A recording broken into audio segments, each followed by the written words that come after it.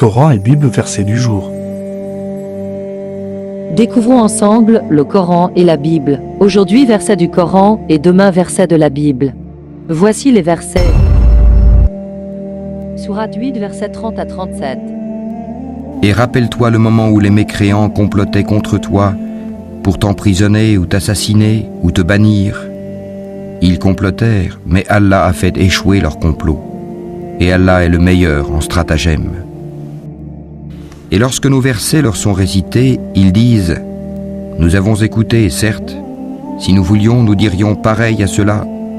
Ce ne sont que des légendes d'anciens. » Et quand ils dirent « Ô Allah, si cela est la vérité de ta part, alors fais pleuvoir du ciel des pierres sur nous, ou fais venir sur nous un châtiment douloureux.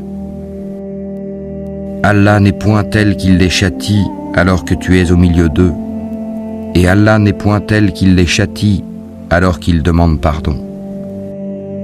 Qu'ont-ils donc pour qu'Allah ne les châtie pas alors qu'il repousse les croyants de la mosquée sacrée, quoiqu'ils n'en soient pas les gardiens, car ces gardiens ne sont que les pieux, mais la plupart d'entre eux ne le savent pas. Et leur prière auprès de la maison n'est que sifflement et battement de main. Goûtez donc au châtiment à cause de votre mécréance. Ceux qui ne croient pas dépensent leurs biens pour éloigner les gens du sentier d'Allah. Or, après les avoir dépensés, ils seront pour eux un sujet de regret. Puis ils seront vaincus et tous ceux qui ne croient pas seront rassemblés vers l'enfer. Afin qu'Allah distingue le mauvais du bon et qu'il place les mauvais les uns sur les autres pour en faire un amoncellement qu'il jettera dans l'enfer. Ceux-là sont les perdants.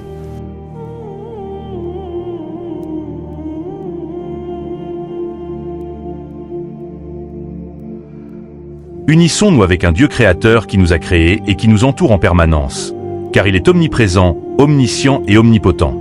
Cherchons et focalisons-nous sur les points qui nous unissent, au lieu de chercher les points qui nous divisent. Jésus et Mohammed. Pas de comparaison, ni de distinction. Eux deux et comme tous les autres envoyés. Noé, Abraham et Moïse, etc. Eux tous ont été choisis par Dieu pour la même mission. Appeler les gens vers Dieu et faire la volonté de Dieu, voilà leur mission. Grand respect aux 3 livres.